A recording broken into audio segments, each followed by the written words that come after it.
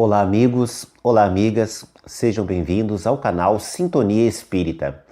Aqui nós abordamos diversos assuntos sob a ótica, sob as lentes do Espiritismo. E é claro que o mesmo vale para qualquer obra de arte, né? Seja um livro, um filme, uma série, tá? Como é o caso de Round Six. E é o que nós faremos hoje. Vamos fazer uma análise sob a ótica da doutrina espírita desta série que, sem dúvida nenhuma, é uma das séries, né, mais badaladas de 2021, né? Provavelmente a série de maior sucesso de 2021, o que não significa que ela tenha sido a melhor série, mas certamente foi uma série que provocou um grande frisson, né, no público mundial pelo seu alcance. Enfim, eu assisti a série recentemente e vou fazer alguns comentários aqui sobre a trama, mas podem ficar tranquilos, não vou dar nenhum spoiler que possa estragar a experiência daqueles que ainda não assistiram esta série. Vou falar apenas da trama central e fazer um link com alguns conceitos da doutrina espírita. Primeiro vamos começar pelo um conceito-chave aqui da doutrina espírita, tá? Que vai ser muito importante para que nós possamos entender qual a relação que eu vou fazer com a série. E um desses conceitos chaves, ele é encontrado na questão 919 do Livro dos Espíritos. Nesta questão, que se trata de um diálogo entre Allan Kardec e o Espírito Santo Agostinho. Allan Kardec questiona, né, qual é a melhor forma do homem realizar, né, corrigir seus próprios defeitos, realizar a sua reforma íntima. E Santo Agostinho comenta, né, um sábio da antiguidade já vos disse, conhece-te a ti mesmo, né? Então ali Santo Agostinho está falando do autoconhecimento. E o autoconhecimento, sem dúvida, é uma das chaves da evolução espiritual. Toda pessoa que deseja buscar uma evolução espiritual, ela vai precisar de algumas chaves, entre aspas, né? Por assim dizer, de algumas ferramentas essenciais para a sua evolução. E uma delas, sem dúvida, é o autoconhecimento. Ninguém consegue realizar um processo consciente de evolução espiritual sem passar pelo autoconhecimento, sem conhecer a si mesmo em profundidade. E é disso que Santo Agostinho está falando, tá? Este tipo de autoconhecimento, inclusive Santo Agostinho propõe ali uma metodologia, um método para que nós possamos realizar esse autoconhecimento de forma eficaz, é que todos os dias a pessoa ela fizesse perguntas a ela mesma, ela interrogasse a sua própria consciência sobre as suas atitudes ao longo daquele dia que está terminando, né? E de fato esta é uma técnica que conduz de forma muito eficiente ao autoconhecimento, né? Se qualquer pessoa que realize essa técnica diariamente, ela vai passar realmente a se conhecer de forma muito profunda. Mas também a vida tem outros recursos para impulsionar uma pessoa, para direcionar uma pessoa a se conhecer melhor. Quando a pessoa não faz isso pela sua própria iniciativa, de uma forma consciente. E que recursos são esses que a vida oferece? São as circunstâncias da vida.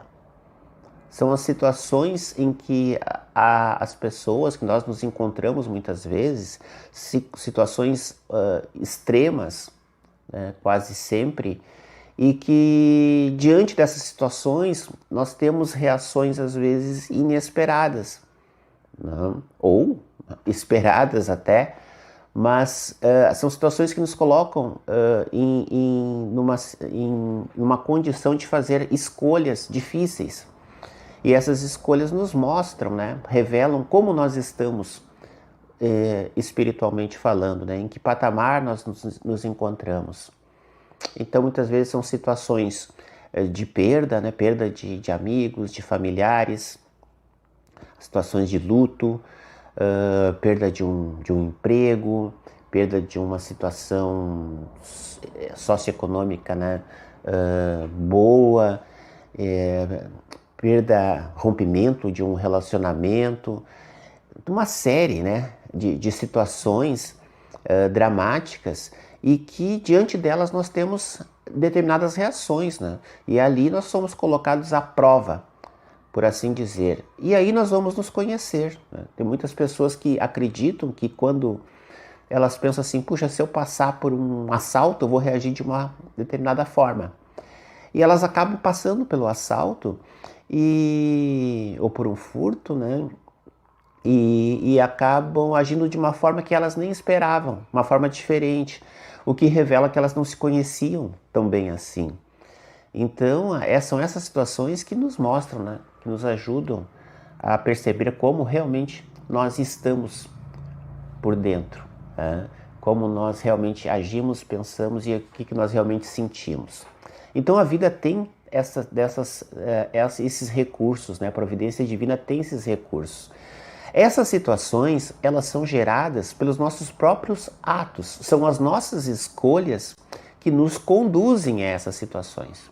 Nada é por acaso, nada é gratuito. Então são as nossas próprias atitudes, escolhas feitas no passado, mais recente ou mais remoto, que geram o que nós chamamos de destino, né? Ou circunstâncias futuras que se apresentam no presente para que possamos então aprender com elas, né? E dali amadurecer. Também existem outras situações que podem parecer a princípio situações muito agradáveis, né? Uma pessoa ela pode ser alçada a um status, né, de poder, né? De algum tipo de poder, né? Existem vários tipos de poder. Poder religioso, poder econômico, poder político, muitos desses poderes juntos, um poder de influenciar muitas pessoas, né? Hoje nós vivemos numa era que é a era das redes sociais, e a era dos influencers, né? Pessoas que têm grande alcance, grande influência. Então é um tipo de poder, o poder da mídia. E diante desse poder, muitas pessoas acabam sucumbindo, se perdendo, né? Se corrompendo, né? E muitas delas revelam isso, né? Depois, muitas dizem, puxa, o sucesso me subiu a cabeça, meti os pés pelas mãos. Então, a vida tem N formas de nos promover, nos levar ao autoconhecimento, formas externas. E existe a forma interna, que é aquela consciente, que eu mencionei antes e é proposta pelo Santo Agostinho. Pois bem, na série Route 6, o que nós temos? Nós temos ali um grupo de pessoas que tem uma coisa em comum, né? São pessoas que são, entre aspas, assim, marginalizadas, né? Fizeram escolhas equivocadas na vida. A maior parte delas está muito, muito, muito endividada, com muitas dívidas, né? E elas acabam aceitando um convite para participar de um jogo, que é um jogo mortal, um jogo de vida ou morte, né? Mas elas estão tão desesperadas que acabam aceitando, né, a participar do jogo. Tem algumas ali que até entram por causas um pouco mais nobres, digamos assim, elas querem até beneficiar outras pessoas além delas mesmas. Mas enfim, elas entram nesse jogo, né? E o prêmio do jogo é um valor absurdo em dinheiro, é muito, muito dinheiro, vai resolver, digamos assim, a vida financeira delas para sempre, né? E elas acabam aceitando esse jogo. E as situações vão avançando e elas vão sendo colocadas em provas, né, terríveis, dramáticas. Elas têm que fazer escolhas muito difíceis. E aos poucos elas também vão se surpreendendo com as próprias atitudes delas, né? Então, elas muitas entram com uma certa segurança, né, apresentando uma certa autoconfiança dentro daquele jogo ao entrarem, mas essa autoconfiança ela vai desmoronando, porque elas vão se revelando para elas mesmas. Então, elas vão percebendo que elas vão fazendo coisas que nem elas imaginavam que seriam capazes de fazer. E é muito interessante esse aspecto da série, que também pode ser analisada por diversos outros aspectos, né, sociais, outros aspectos psicológicos, né, políticos, econômicos. Tem uma crítica social muito grande lá dentro. Mas, analisando por essa ótica do autoconhecimento, a série ficou muito rica para mim. Porque a gente se pergunta, puxa, como que eu agiria em determinada situação, né? Se eu tivesse que passar por determinada situação? Será que, de fato, nós agiríamos com aquilo que nós acreditamos, com aquilo que nós idealizamos ou professamos? Ou teríamos uma atitude totalmente diferente? Prevaleceriam os nossos instintos mais animais e menos as virtudes mais nobres do espírito. Então, por esse ângulo, por esse aspecto e por outros também, eu recomendo que, se você é um estudante espiritualista, né, gosta de entender um pouco mais da psique humana e é um estudante do espiritismo, que você assista a série, se despoje de preconceitos e procure olhar, assistir com este olhar, né, com estas lentes da doutrina espírita, que ela se torna muito interessante. E também, diante do que a gente vê ali, diante dessas situações, eu acho que serve também para que nós não tenhamos aquela pretensa posição de um juiz, né, de alguém extremamente elevado espiritualmente, que é capaz de determinar como uma pessoa deve ou não agir. Tá? Porque é fácil dar uma opinião ou dizer o que é certo ou o que é errado quando não somos nós que estamos passando por uma situação dramática, né? E é por isso que todos nós, mais cedo ou mais tarde, iremos passar por muitas e muitas situações difíceis, para que possamos nos conhecer de verdade e, a partir daí, amadurecer. Se vocês gostaram desse vídeo, deixem seu like e inscrevam-se aqui em nosso canal. Tem uma playlist aqui embaixo, ou vai aparecer aqui na tela em algum momento, com outro vídeo tratando de diversos temas à luz da doutrina espírita. Fiquem na paz, fiquem com Deus. Até o próximo vídeo.